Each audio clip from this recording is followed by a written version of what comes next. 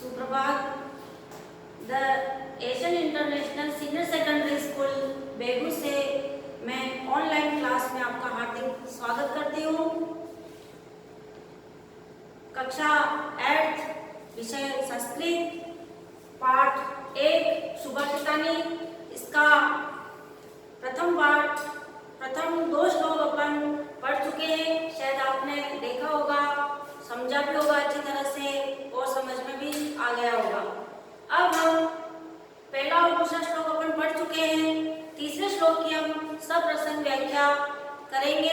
साथ के साथ आप नोटबुक में शब्दार्थ, जो आपको कठिन वर्ड लगे उसको आप नोट करते जाएंगे।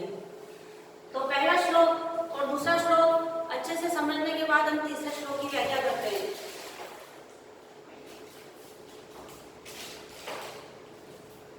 श्लोक है हमारा लुब्धस्य। एक बार इसका एक्सप्लेन कर लेते हैं। लुब्धस्य नश्यन्ति यस्य पिशुनस्य मैत्री नष्टक्रियस्य कुलामर्थं परस्य धर्मः विद्याफलं व्यसनेन कृपणस्य सौख्यं राज्य प्रमत्त सचिवस्य नराधिपस्य। इस श्लोक की अपन सर्वप्रथम व्याख्या करेंगे। एक बार इसको नोट करो आप, या आपके पास जो नोटबुक है उसमें आप देखो। लुब्धस्य नश्यन्ति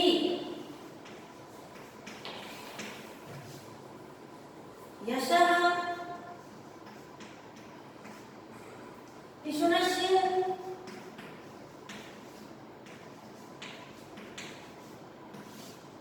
मैत्री। लुब्धस्य नश्यति यस्य पिशुनस्य मैत्रीय नष्टक्रियस्य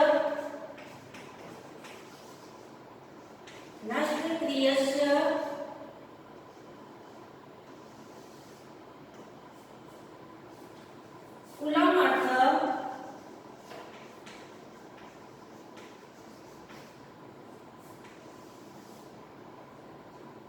परस्य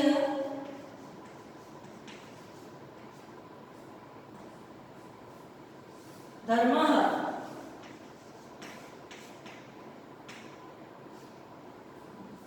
विद्याफलं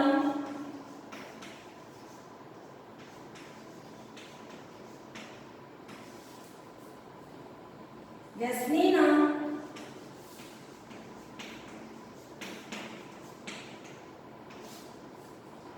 कृपणस्य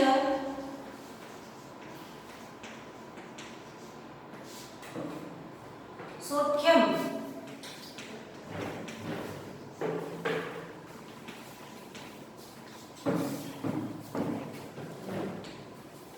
नेक्स्ट लाइन राज्यं प्रमत्त सचिवस्य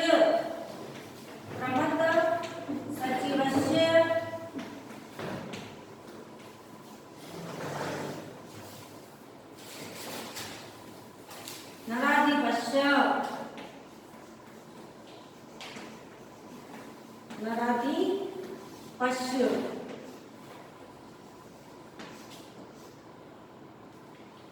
इस श्लोक में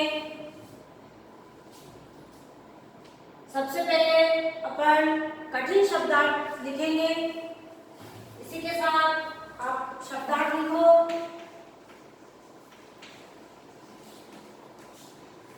शब्दार्थ विसर्ग। लुब्धस्य, लुब्धस्य का अर्थ होता है लालची। लुब्धस्य, लुब्धस्य का मतलब होता है लालची। पिशुनस्य,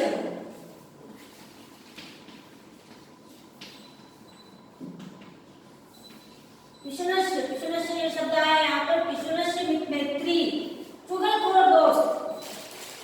पिशुनस्य का अर्थ होता है चुगलखोर।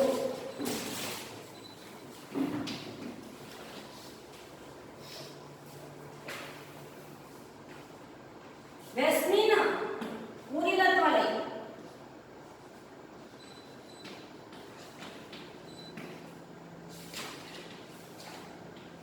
व्यसनी ना बुरी लत वाले यानी बुरी आदत वाले।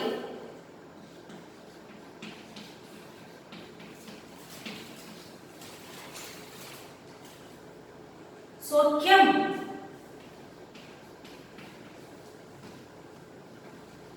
सौख्यम यानी सुख।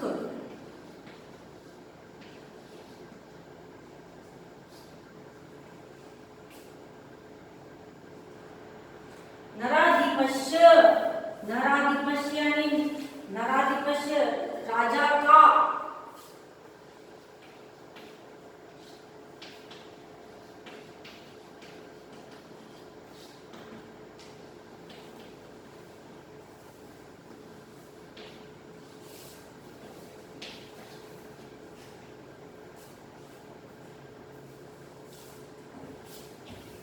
इस श्लोक की व्याख्या एक बार मौखिक रूप से करेंगे, फिर इसके साथ आप लिखते जाएंगे और समझते जाएंगे।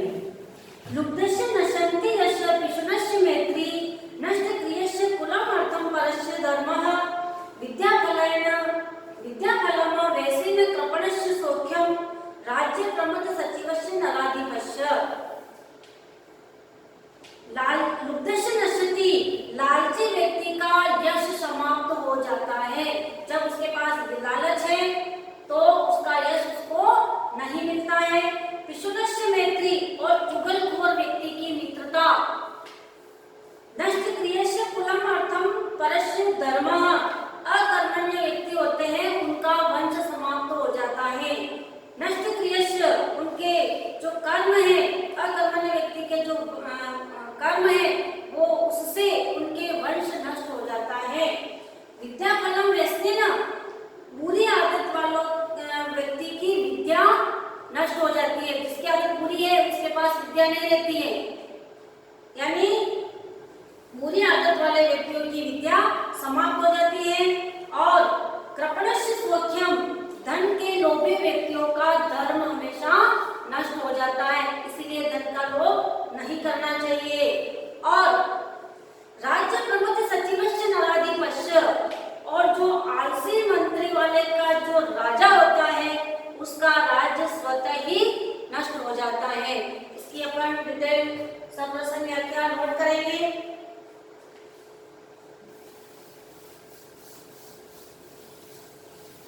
साथ साथ आप लिखते जाएं।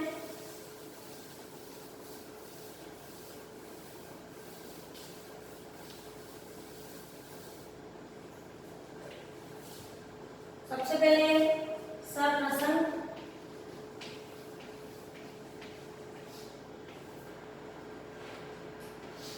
सर्वसंग में प्रत्येक श्लोक के अंदर अपने को सबसे पहले सर्वसंग में वही बात लिखनी होती है कि यह श्लोक हमारी पाठ्य पुस्तक रुचिरा के प्रथम भाग से लिया गया है और इस श्लोक में ये कहा गया है। तो दो लाइनें फिर वापस वही लिखेंगे कि प्रस्तुत श्लोक हमारी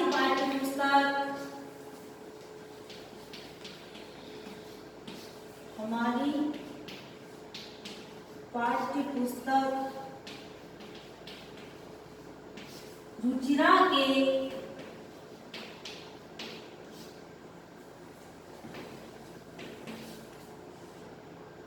भाग 3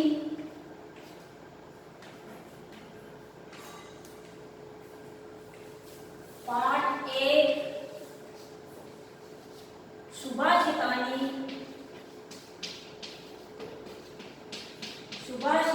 से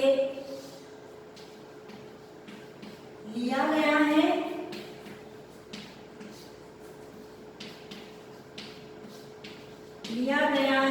अब इस श्लोक में क्या कह रहे हैं उसके बारे में बताना है कि इस श्लोक में इसमें डायरेक्ट करो आप, इसमें चुगलखोर व्यक्ति,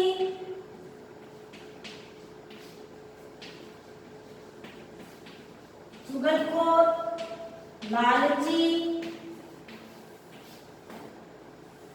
बुरी लत वाले,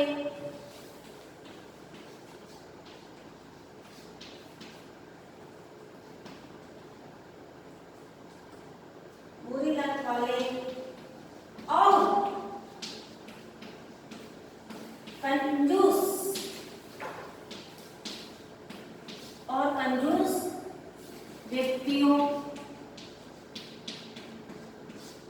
के बारे में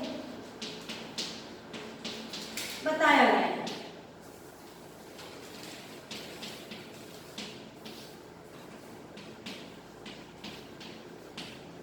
अब ये हुआ हमारा सप्रश्न, इसी के साथ इसकी डिटेल व्याख्या करेंगे। व्याख्या,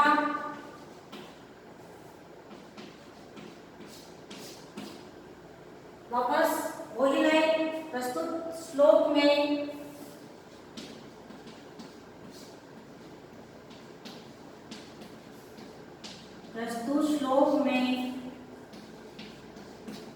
अब श्लोक में क्या कहा गया है उसके बारे में बताना है कि लालची व्यक्ति का यश, लालची व्यक्ति का यश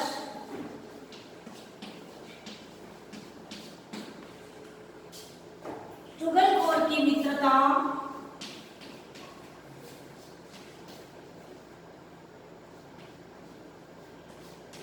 चुगलखोर की मित्रता,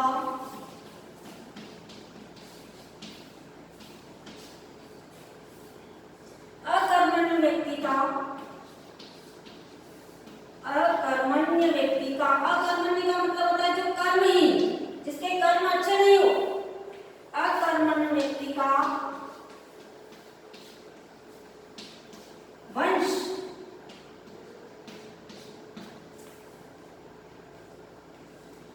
बुरी लत वाले की विद्या, बुरी लत यानी बुरी आदत वाले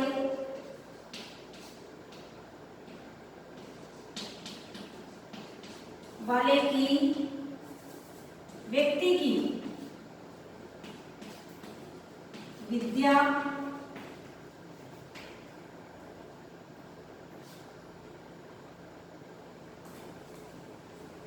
और धन के लोभी व्यक्ति का धर्म,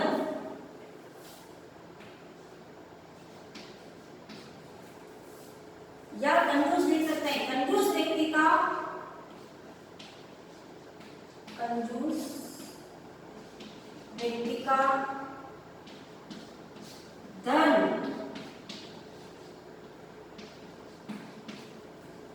और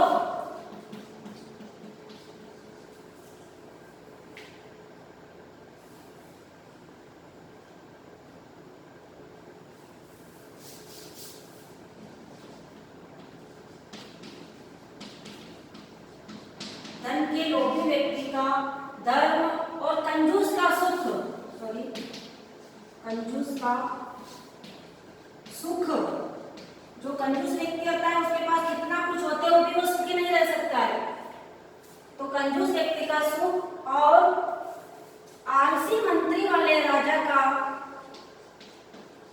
और आलसी मंत्री वाले राजा का स्वतः ही राज्य समाप्त हो जाता है, स्वतः ही, स्वयं ही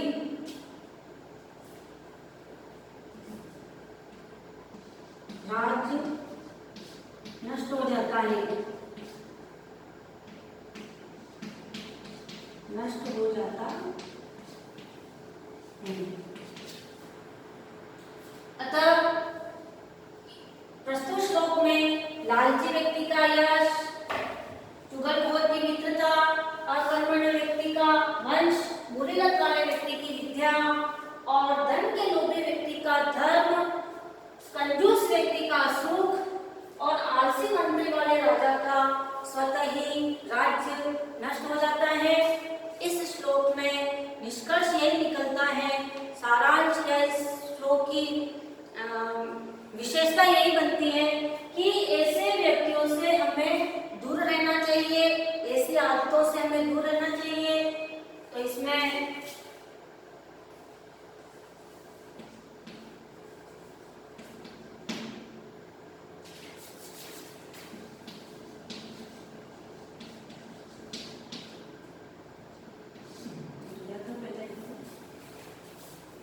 तो इसका निष्कर्ष या विशेष लिखते हैं अपन,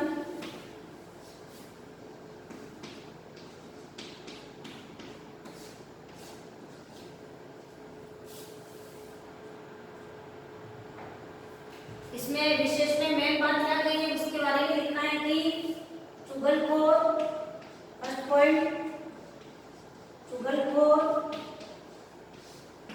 लालची,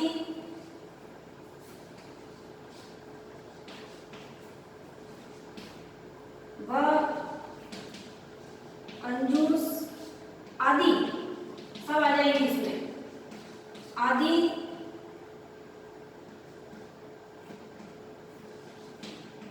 बातों से हमें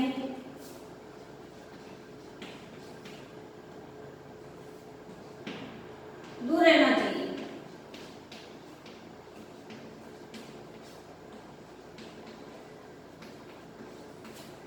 दूर रहना चाहिए।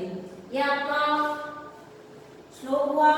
इसी के साथ अपन दूसरा श्लोक पढ़ लेते हैं, छोटा सा ही है। शायद आपको श्लोक अच्छा लगा होगा, समझ में आ गया होगा। और इसी के साथ 4 पंक्तियां पीछे दूसरे श्लोक के अंदर है कि पीत्वा रसं तु कटुकं मधुर समानं माधुर्यमेव जन्म जन्मे मधुकाक्षिको संतस्ततेव समसज्जनं दुर्जनानां श्रुत्वा वचन मधुर सुक्त रसं सृजन्ति। ये श्लोक अपने सुभाषितानी का नंबर 4 श्लोक है।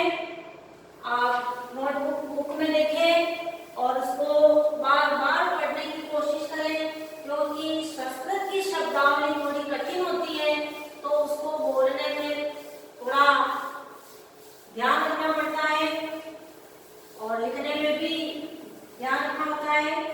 पीत्वा रसं तु कटुकं मधुरं समानम, यह मधुमक्खी जो कड़क, इस श्लोक में मधुमक्खी ने सज्जन और दुर्जन व्यक्तियों को समान बताया गया है। और जैसे अपन सज्जन व्यक्तियों के साथ रहते हैं वैसे ही दुर्जन व्यक्तियों के साथ रहते हैं, लेकिन उनसे अपन क्या ग्रहण करते हैं, सज्जनता ग्रहण करते हैं या दुर्जनता। चाहे व्यक्ति कैसे भी हो, उनसे हम सज्जनता ही ग्रहण करेंगे, अच्छी संगति ही की शिक्षा लेंगे। तो इसी श्लोक में यह बताया गया है, पीत्वा रसं तु कटुकं मधुरं समानम, यह मधुमक्खी है जो कड़वा और मीठा रस समान रूप से फूलों के परागण से कड़वा भी रस लेती है, मीठा भी रस लेती है, लेकिन हमेशा वह मीठे रस का ही निर्माण करती है। उसी प्रकार संतस्तेव समसज्जनं दुर्जनानां, उसी प्रकार सज्जन और दुर्जनों की बातें तो समान होती है, सज्जन और दुर्जनों की बातें समान रूप से संत लोग सुनकर वह मीठी वाणी का ही निर्माण करते हैं। इस श्लोक की शब्द व्याख्या अपन लिखेंगे। पहले श्लोक उतारो। पीत्वा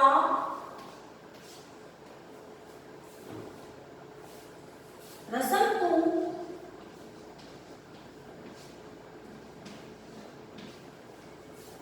कटुकं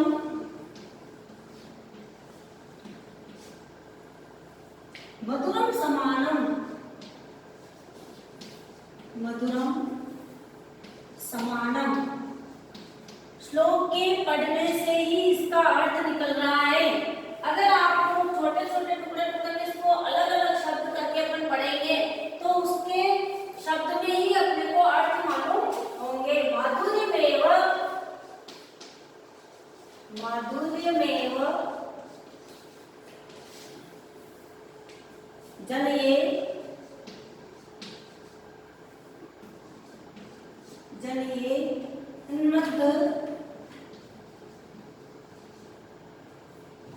मक्षिकासो,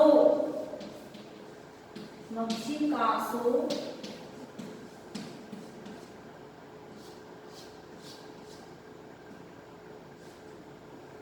संतस्तथैव, संतस्तथैव रति संधि, यहाँ पर कौन सी संधि आएगी, रति संधि। समसज्जन, समसज्जन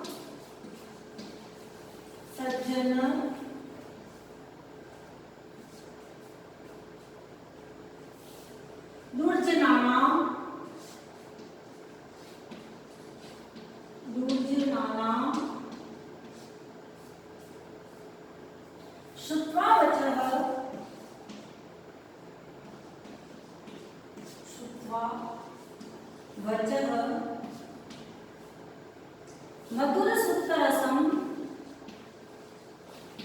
मधुर सुप्त रसम,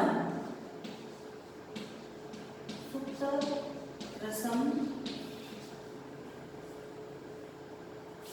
सृजन्ति,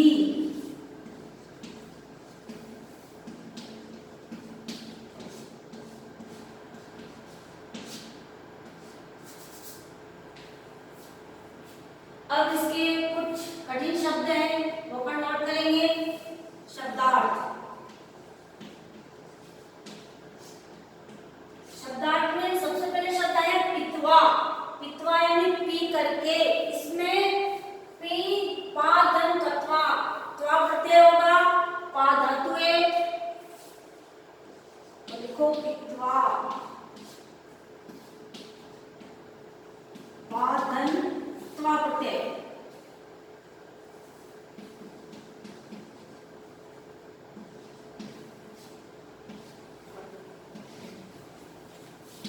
पी करके, पी करके, मधुरम, मधुरम यानी मीठा,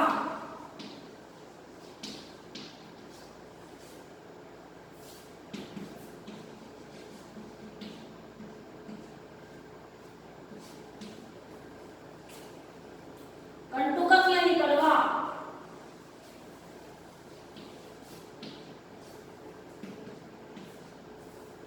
कड़वा,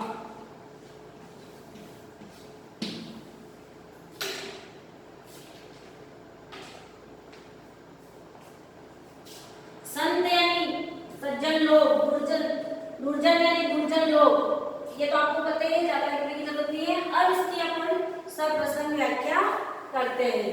शॉर्ट रूप में आपको सप्रसंग व्याख्या समझाऊंगी, क्योंकि इस श्लोक में केवल सज्जन और दुर्जन जो व्यक्ति होते हैं उनके गुणों के बारे में, यानी मधुमक्खी का उदाहरण देते हुए इस श्लोक की व्याख्या की गई है कि यह मधुमक्खी कड़वा रस, अपन नोट कर दिया है सप्रसंग, सप्रसंग में वही बात वापस कि यह श्लोक हमारी पाठ्य पुस्तक, यह श्लोक हमारी पाठ्य पुस्तक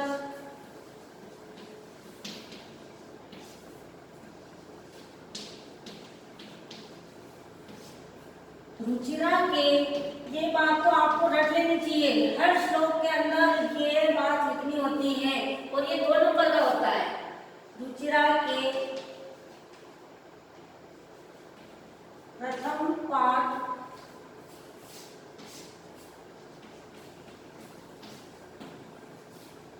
पाठ सुभाषितानी से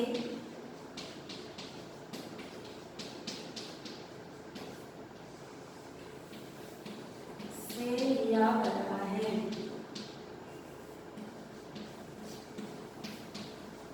से लिया गया है। इसमें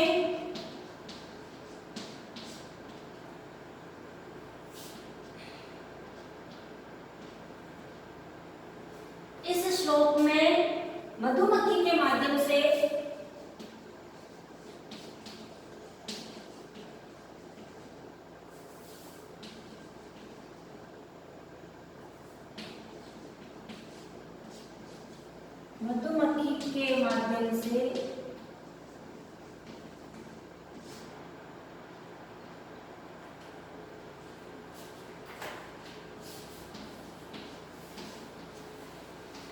अच्छे व बुरे,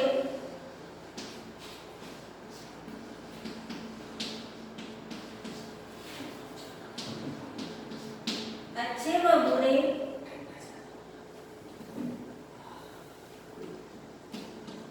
ज्ञान को ग्रहण कर उसमें ग्रहण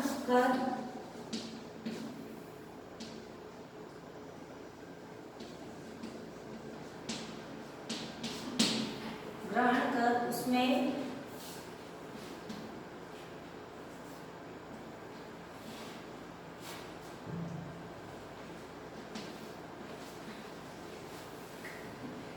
अच्छाइयों का बखान किया गया।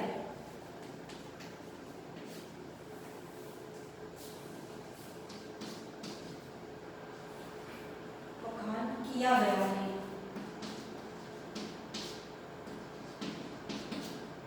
अब व्याख्या लिखते हैं इसकी।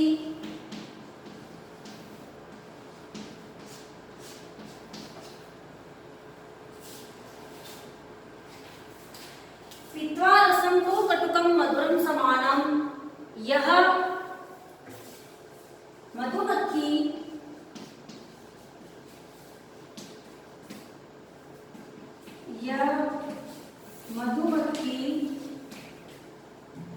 कड़वा और मीठा, कटुकम यानी कड़वा, मधुरम यानी मीठा, कड़वा या मीठा,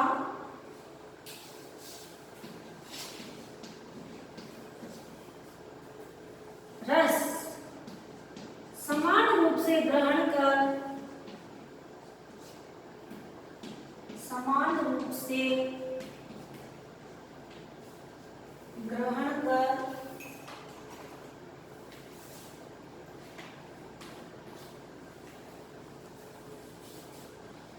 समान रूप से ग्रहण कर मधुर रस का ही निर्माण करती है। मधुर रस का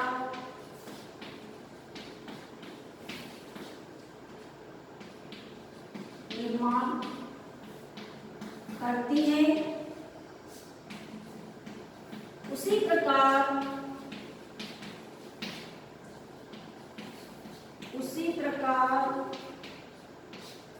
सज्जनानां दुर्जनानां, सज्जन या दुर्जन लोग, उसी प्रकार संत लोग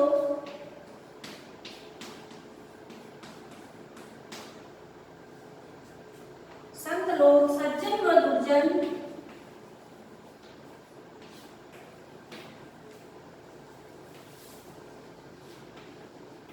सज्जन व दुर्जन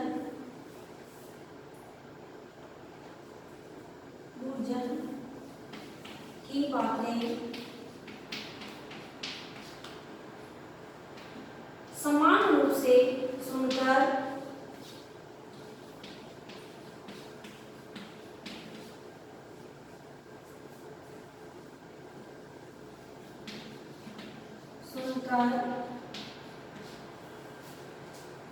सदा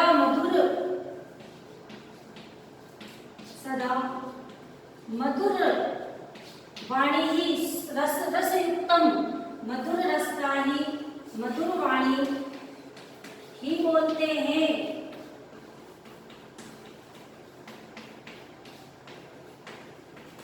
मधुर वाणी ही बोलते हैं। मधुमक्खी कड़वा या मीठा रस समान रूप से ग्रहण करके मधुर रस का ही निर्माण करती है। उसी प्रकार संत लोग जो होते हैं वो सज्जन व दुर्जन दोनों की बातें सुनकर, समान रूप से सुनकर मधुर वाणी ही बोलते हैं। इस श्लोक से यही निष्कर्ष निकलता है कि विशेष में अपन इसमें 3 पॉइंट लिखेंगे। फर्स्ट पॉइंट है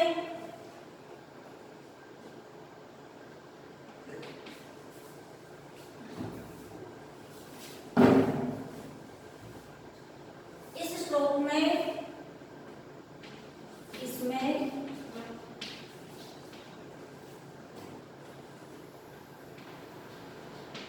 मधुमक्खी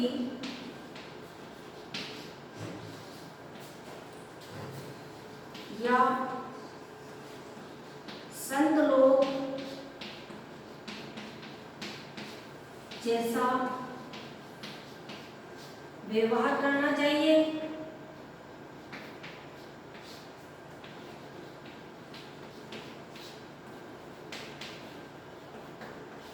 दूसरा इसमें प्रत्यय का प्रयोग हुआ है पित्वा और श्रुत्वा। इसमें पित्वा शब्द व श्रुत्वा शब्द में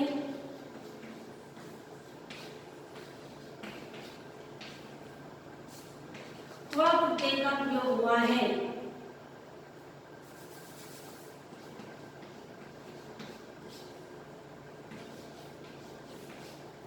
प्रत्यय का प्रयोग